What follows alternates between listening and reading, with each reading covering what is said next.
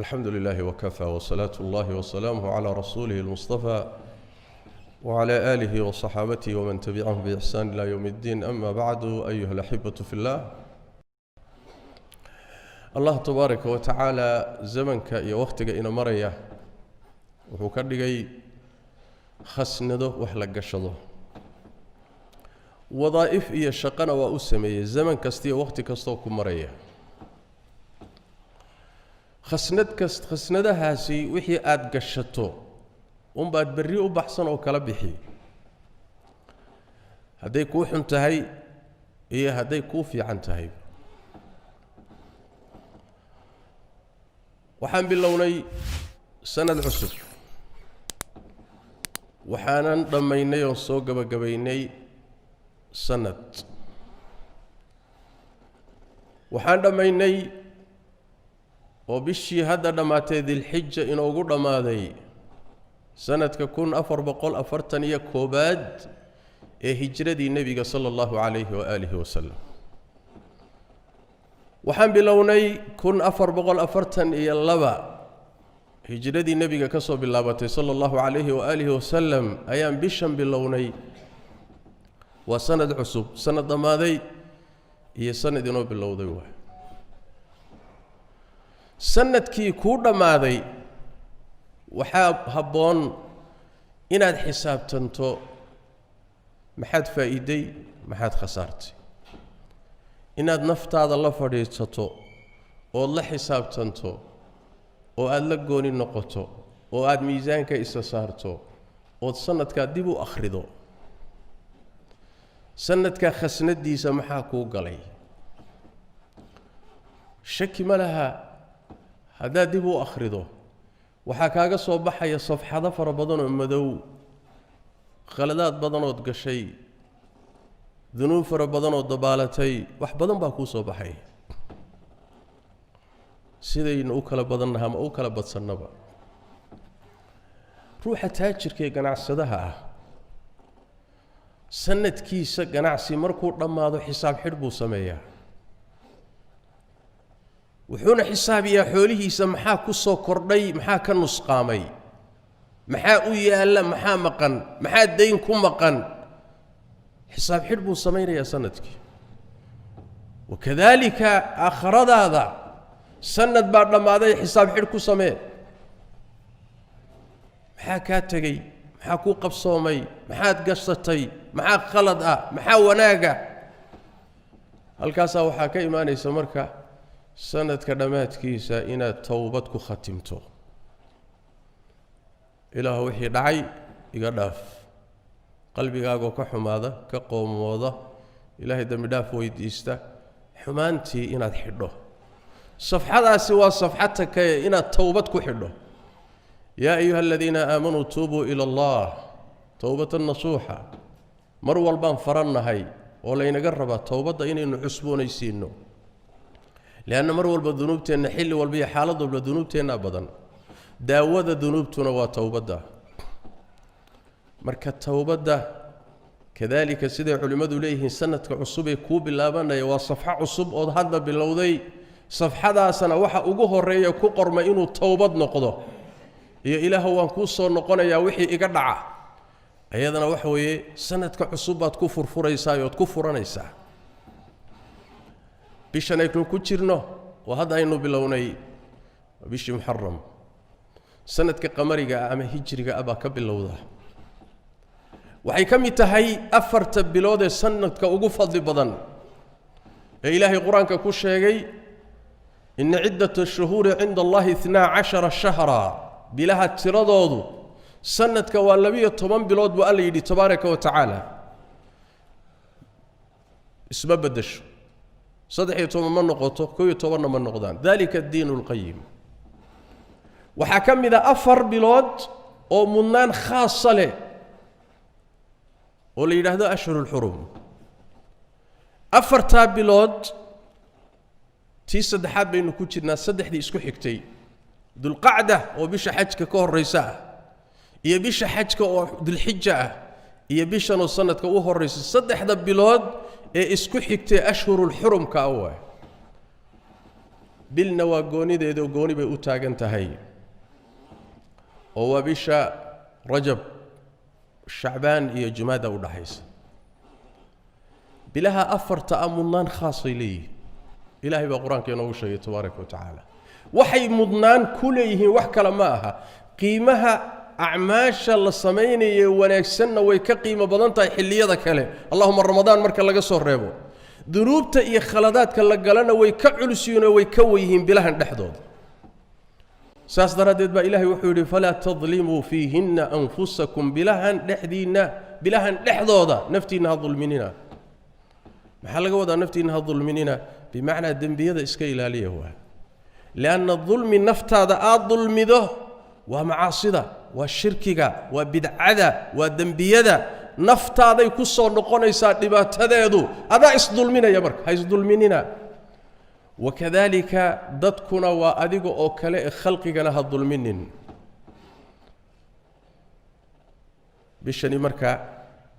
bilahaasay ka mid tahay sanadkii cusbaa bilowgiisana way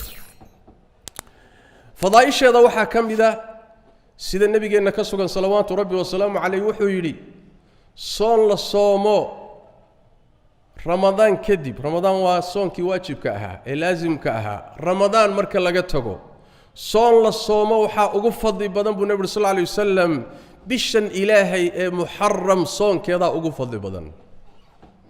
bishan allah bishiisa bilahoo dhan ilaahay baa iska leh laakiin maxaa loo yidhi bisha alle waxa ilaahay loogu idaafeeyey mudnaan khaasay sii leedahay maxaa yeele ilaahay makhluuqaadkiisa waxaa loo idaafeeyaa shaygii la sharfayo naaqatullah baytullah khaasatan waxyaalaha acyaanta ah marka soonka bishani wuxuu ka mid yahay cibaadaadka ugu fadli badan iyo soonku asminada ugu fadli badan yahay bay ka mid tahay soonka sunnada ee mutlaqa ah bisha bilowgeeda ilaa dhammaadkeeda inteeda badan in la soomaa fiican laakiin waxaa mudnaan khaasa sii leh maalinka sagaalaad iyo maalinka tobnaad baa haddana mudnaan khaasa sii leh soonkeedu nabigeennu sala allahu calayh waalihi wasalam maalinka tobnaad oo yowma caashuuraa la yidhaahdo intuusan soo hijroonin oo maka joogay quraysh baa soomi jirtay isaguna wuu soomay intuusan sooba hijrooninna markuu soo hijroodo magaalada madiine yimid nebigu sal alla alay wasalam isagoo soo hijrooday ayuu wuxuu u yimid qoysaskii reer yahuudeed ee magaalada madiine deganaa oo soomaya kadibna wuxuu ku yidhi maxaad u soomaysaan maalinkan waxay yidhaahdeen waa maalinkii ilaahay nebi muuse iyo reer bani israa'iil badbaadiyey fircoon iyo intii la socotayna ilaahay halaagay oo biyaha ku maansheeyey saas daraaddeed waxaan u soomaynaa shukri aan ilaahay ku shukrinayn dhacdadaa iyada ah oo ilaahay guusha ku siiyey reer bani israa'iil fircoon iyo wixii la socdayna ilaahay ku halaagay tabaaraka wa tacala taasaan ka shukrinaynaa ka mahad celinaynaa markaasaa nebigu wuxuu uhi sal alla alay wasalam annagaa idinka mudan muuse annagaa idinka mudan see buu uga mudan yahay leanna yahuuddaasi diintii nebi muuse la yimid way ka leexdeen mar walbaba ruuxa cidda mudan ee u dhoweey xigtadiisa waa dadka manhajkiisa iyo ariiqu la yimid hayo waay ina awla annaasi biibraahiim laladiina ittabacuuhu wa hada annabiyu ibraahiim markii laysku qabsaday oo yahuudina tidhi annaga nasaarana tidhi annaga allah kala saaro wuxuu yidhi cidda ibraahiim ugu mudan ee ugu dhow waa ciddii dariiqiisa martay waay iyo nebigan iyo ummaddiisa raacday لأن التوحيد كي نبي إبراهيم لا يمد نبي محمد باهيا توحيد كي نبي موسى لا يمد عليه وعلى نبينا الصلاة والسلام نبي محمد باهيا يا أمدي سا أيقو الشاقد بين نقدين مرك سيداس درادين نحن أحق بموسى منكم موسى أنك إذن كمضا مركز النبي أمر صلى الله عليه وسلم والصومي دت كان وحو أمره هلا الصوم سوى ذي تشري مركز مسلمين تو مركز لقب الله ومقالة المدينة اللوغة الصومي maalinka tobnaad ee bisha muxaram yowma caashuuraa xilligaa iyadaa ramadaan soonkeeda lama jidaynin nebigu sal alla alay wasalam xataa tuulooyinkii magaalooyinka dad buu u kala diray wuxuu yidhi intii waagu bariyey ciddii wax cuntay maalinka inta ka dhiman ha af haysato iyana wax cunin intii waagu bari ciidan waxba cunina soonkiisa ha dhamaystirto maanta waa caashuure hatta caruurta yararka ay soomin jireen maalin aad loo qadariyo aha soonkiisa markii ramadaan ilaahay waajibiyay oo ummadan ku waajibiyay ayuu nabigu wuxuu yiri cidii doontana ha soonto caashuura cidii doontana aysan soomin waajibnimadii waa laga khafiifiyay sunnu noqday markaas cidii doontay soon cidii doontayna iska daa nabiga marka sallallahu alayhi wasallam waa soomay waana ku dadaalay ummaduna waa ku dadaali jirtay aakhirkii nolosha nabigeena sallallahu alayhi wa alihi wasallam sanadkii u dambeeyay geeriyoon doono salawaatu rabbi wa salaamu alayhi ayaa rasuulka saxaabadu waxay ku yiraahdeen markuu amray maalinka in la soomo ayaa waxay rasuulka ilaahayow maalinkan yahuudiya nasaara weyneeya طبعا waxay ka wadaan annagana waxaana la amray inaan khilaafno labada ummadoodba maalinkan waa maalin iyagu weyneeyaan markaas nabigu wuxuu sallallahu alayhi wasallam hadaan sanadka soo socda gaadho waxaan soomi doonaa maalinka sagaalaad taasoo culimadu ay ku fasireen maalinka salaada sagaalaadna waa soomaya tobanaad oo caashuuraana waa ku darayaa si kaliyeelida maalinka ayagu ay kaliyeelayaan aan u khilaafno maalinka horeeyaan ku daraynaa laakiin nabigeena sallallahu alayhi wa alihi wasallam intaan waqtigii la gaadhin baa tiisi soo gashay falahiqa bi rafiqil a'la macnaheedu wax weeye sida fiicani sagaalaadka in la soomo tobnaadkana la soomo haddii maalinka sagaalaad soonkeedu ku dhaafo oo tobnaadka soontana kow iyo tobnaadka ku dar Abdullah ibn Abbas bay ka sugan tahay inuu yiri maalin ka horeeya sooma ama maalin ka dambeeya sooma si aad u khilaaftaan yahuuda sidaasi waa maalmahan faadilka inugu soo aadan iyo soonkooda labada bari baa mudnaan siile laakiin saan tilmaanayba bisho dhanba soonkeedu waa ka fadli badan yahay soonka bilaha kale marka laga reebo bisha ramadaan sida xadiista nabiga ku cad salawaatu rabbi wa salaam alayhi marka cibaadada soonka cibaadaadkii kale sidoo kale maadaama ay tahay bil xurmale cibaadaadkii kalena way ka sii weyn noocyadii kale gaar ahaan sanadkan bilowgiisa waa xilliga dawladda muslimkii markay muslimiintu dawladda zaka ururiya ay lahaan jireen xilliga zakada la ururin jiray waa oo iyadana mudnaantaas ay lahayd laana sanadka bilowgiisii way laakiin maadaama dawladdii muslimiinta zakada ka qaadi lahayd ee xilliga u qaban lahayd ee sanadka bilowgiisa ka ururin lahayd aysan jirin waxay noqotay ganacsatada iyo dadka xoolaha leh ruux walba xilliga sanadkiisu soo wareego inuu ka zakeeyo saas daraaddeed Soomaalidu bishan waxay ku magacoodaa bisha zakaday dhahan waana sax mafhuum sax waa